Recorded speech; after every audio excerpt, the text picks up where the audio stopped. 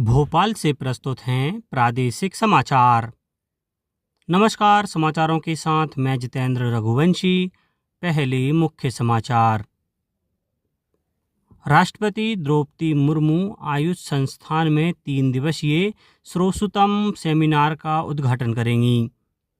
मुख्यमंत्री डॉक्टर मोहन यादव की अध्यक्षता में हुई मंत्री परिषद की बैठक में लगभग 10,500 करोड़ रुपए के विकास प्रस्तावों को मंजूरी।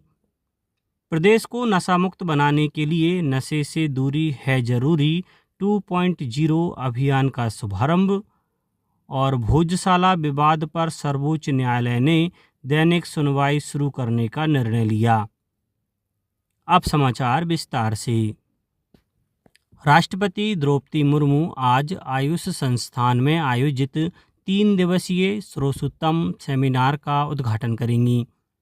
आचार्य सुश्रुत की जयंती के अवसर पर आयोजित इस सेमिनार में आयुर्वेद और आधुनिक शल्य चिकित्सा के समन्वय पर देश विदेश के विशेषज्ञ विचार विमर्श करेंगे। इस अवसर पर लगभग 14 करोड़ 50 लाख रुपए की लागत से स्थापित आधुनिक MRI प्रणाली का भी लोकार्पण किया जाएगा। सेमिनार में थाईलैंड, इजराइल और श्रीलंका सहित अनेक देशों के विशेषज्ञ भाग लेंगे। मुख्यमंत्री डॉक्टर मोहन यादव की अध्यक्षता में भोपाल स्थित वल्लभ भवन में मंत्री परिषद की बैठक हुई। बैठक में लगभग 10,500 करोड़ रुपए के विभिन्न विकास प्रस्तावों को मंजूरी दी गई। इनमें शहरी अधोसंरचना विकास के लिए 8,445 करोड़ रुपए स्वीकृत किए गए। किसानों के हित में मूंग उपार्जन के लिए 1,587 करोड़ रुपए की शासकीय गारंटी को भी मंजूरी मिली। मंत्रिपरिषद ने राजगढ़ की कुंडालिया सिंचाई परियोजना को अगले 5 वर्षों तक जारी रखने का निर्णय लिया। इससे राजगढ़ और आगरमालवा जिलों के 1,39,000 हेक्टेयर से अधिक क्षेत्र में सिंचाई सुविधा उपलब्ध होगी। इसके अलावा 6 माह से 3 वर्ष तक के बच्चों के लिए टेक होम राशन के उत्पादन और वितरण की जिम्मेदारी अब महिला एवं बाल विकास विभाग को सौंपी गई है। रेल मंत्री अश्विनी वैष्णव ने रेलवे में कई नए सुधारों की घोषणा की है। उन्होंने बताया कि भूमि अधिग्रहण प्रक्रिया को सरल बनाने के लिए रेल भूमि पोर्टल शुरू किया जाएगा। अब कंटेनरों के माध्यम से उर्वरक और फ्लाई ऐश का परिवहन संभव होगा, जिससे प्रदूषण में कमी आएगी। उन्होंने यह भी कहा कि वैगनों के डिज़ाइन अब उद्योग जगत भी तैयार कर सकेगा तथा कौशल प्रमाणन प्रणाली को अगले 24 महीनों में सभी परियोजनाओं में लागू किया जाएगा। मुख्यमंत्री डॉक्टर मोहन यादव ने पंचायतों के ऑडिट को सरल बनाने के लिए दृष्टि ऑनलाइन प्लेटफॉर्म का शुभारंभ किया। साथ ही पंचायत दर्पण पोर्टल पर पेमेंट गेटवे सुविधा भी शुरू की गई। इसके माध्यम से प्रदेश की 23,000 से अधिक ग्राम पंचायतों का ऑडिट ऑनलाइन किया जा सकेगा तथा नागरिक विभिन्न भुगतान भी डिजिटल माध्यम से कर सकेंगे। प्रदेश को नशामुक्त बनाने के उद्देश्य से पुलिस विभाग ने नशे से दूरी है जरूरी 2.0 अभियान की शुरुआत की है।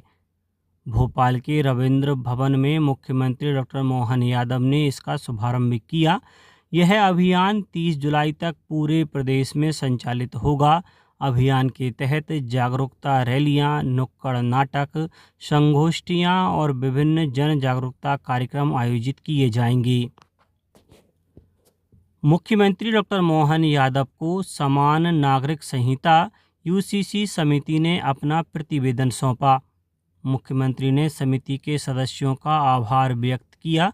प्रतिवेदन 3 खंडों में तैयार किया गया है, जिसमें 4 भाग और 404 धाराएं शामिल हैं।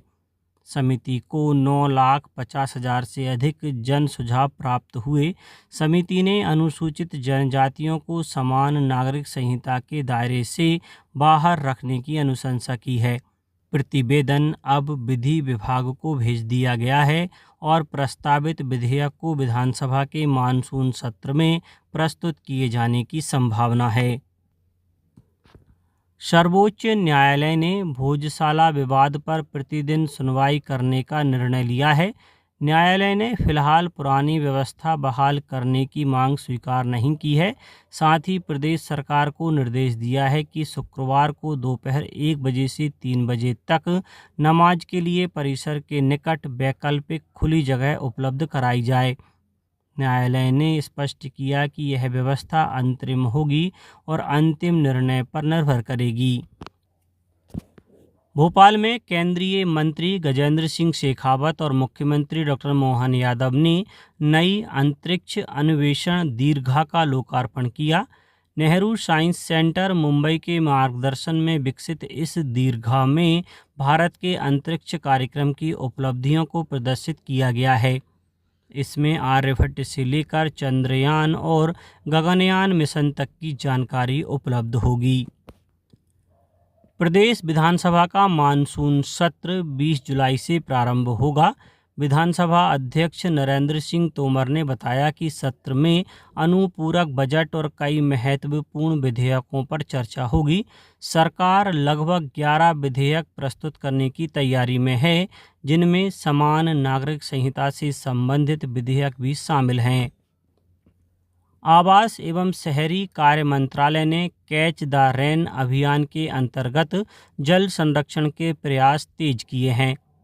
अमृत 2.0 योजना के तहत देश भर के 900 से अधिक शहरी निकाय इस अभियान में भाग ले रहे हैं। इसके अंतर्गत 1,25,000 एकड़ से अधिक जल निकायों का पुनर्जीवन तथा भूजल पुनर्भरण के लिए व्यापक कार्य किए जा रहे हैं। प्रदेश सरकार ने किसानों से प्रधानमंत्री फसल बीमा योजना के अंतर्गत खरीफ फसलों का बीमा कराने की अपील की है। अधिसूचित फसलों का बीमा 31 जुलाई तक कराया जा सकता है। किसान बैंक शाखा, ग्राहक सेवा केंद्र, फसल बीमा पोर्टल अथवा मोबाइल ऐप के माध्यम से बीमा करा सकते हैं। अब बात मौसम की। प्रदेश में जुलाई माह में पहली बार सामान्य से कम वर्षा दर्ज की गई है। अब तक लगभग 9.5 इंच वर्षा हुई है, जो सामान्य से 3% कम है। मौसम विभाग के अनुसार कई जिलों में हल्की वर्षा और गरज चमक की संभावना है। बंगाल की खाड़ी में नया मौसम तंत्र सक्रिय होने के बाद प्रदेश में फिर तेज वर्षा का दौर शुरू हो सकता है। अब कुछ समाचार संक्षेप में। नर्मदापुरम में जिला स्तरीय मध्य प्रदेश पर्यटन क्विज 2026 प्रतियोगिता 7 अगस्त को आयोजित होगी। शिवपुरी में विवादित प्लाटों के क्रय विक्रय और नामांतरण पर अगले आदेश तक रोक लगा दी गई है। छतरपुर और धार जिलों में दस्तक सह स्टॉप डायरिया अभियान 2026 का शुभारंभ हुआ।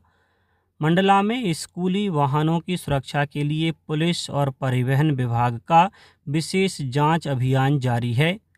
झाबुआ और बैतूल में जनसुनवाई के आवेदनों का त्वरित निराकरण किया जा रहा है।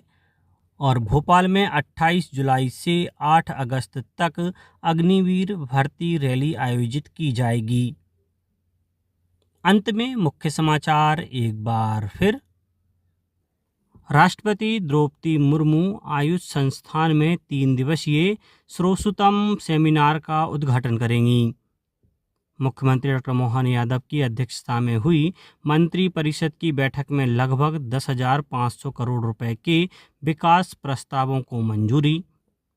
प्रदेश को नशा मुक्त बनाने के लिए नशे से दूरी है जरूरी 2.0 अभियान का शुभारंभ। और भोजशाला विवाद पर सर्वोच्च न्यायालय ने दैनिक सुनवाई शुरू करने का निर्णय लिया। आज के इस बुलेटिन में बस इतना ही। नमस्कार।